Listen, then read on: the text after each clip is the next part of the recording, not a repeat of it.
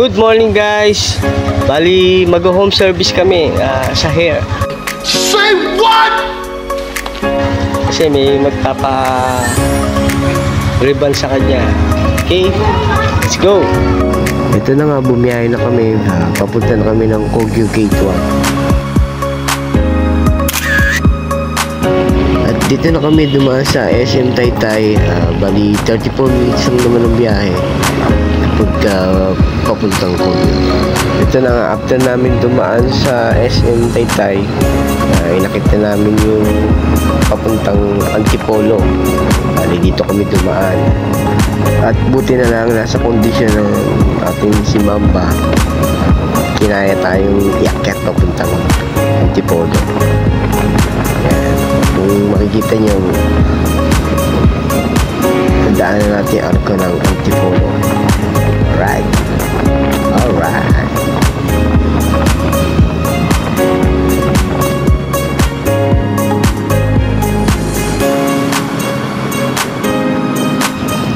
Ito na nga, sa haba ng biyahe at sobrang tarik ng aming mga dinaanan. Ito, at nakarating na kami dito sa may Robinson sa Antipolo. Ayan. Napunta kami ng Kogyo Palengke. Okay? Kasi dito kami dumaan.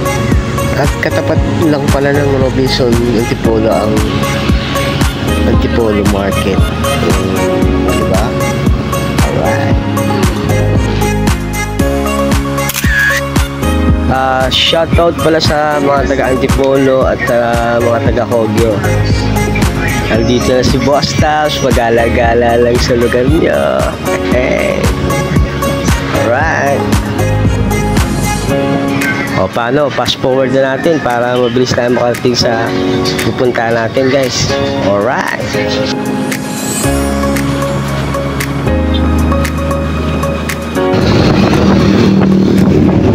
Malusong ang daan. No. Ito naman yung daan na pababa bago mag-Kogyo Market. So sobrang pasulong niya. Tuwan-tuwa yung baby ko. O diba?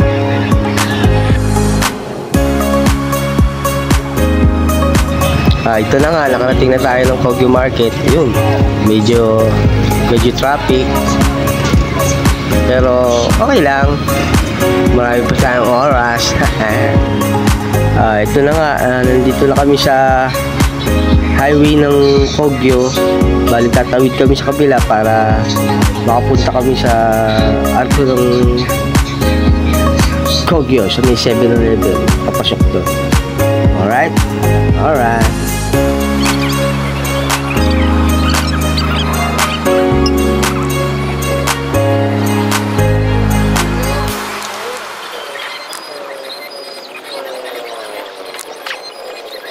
Ito na nga, nakatawid na kami.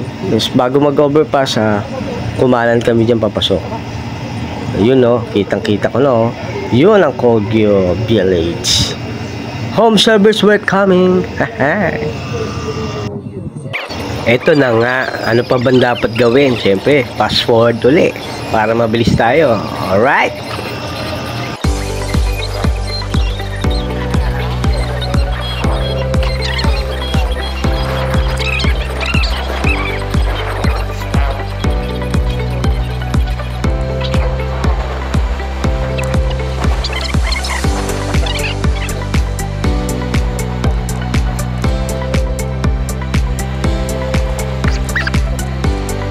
Ito na nga, dahil kay Google Map, napuntahan namin yung dapat puntahan. Kaya kayo, pagka mag-ride kayo, gamitin niyo yung Google Map niya. Alright. Alright.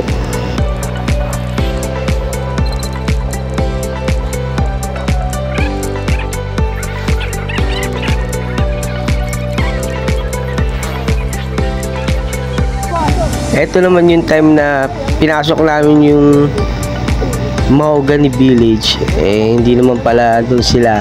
Kaya lumabas ako at sinundo na kami nung boss namin. Sobrang tagal kasi guys, hindi ko na matandaan sa kanila. Kaya eto, papasok na kami sa loob nila. Sinundo nila kami. Yan, papasok na kami. Nandito na kami sa kanila guys. Alright.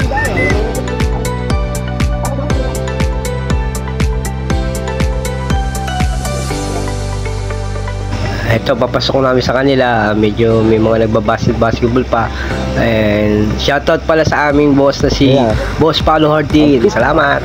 Ito na nga guys, pagpasok pa lang namin, umpisa na ng baby ko yung pagre-reband. Ito yung before, ito yung buhok niya bago reband. At ito na guys, inumpisa na ng baby ko ang pag-makeover sa kanyang hair.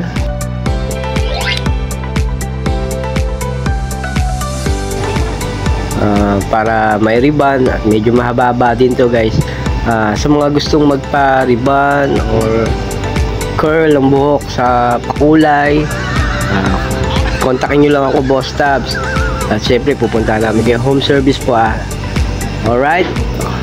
Alright. Eto na guys, ito na yung after. Ayan na yung result ng kanyang pagre-ribbon. O diba? Another satisfied customer guys. O paano? Like and share na lang po, Boss Tab. Salamat. Keep safe, ride safe always.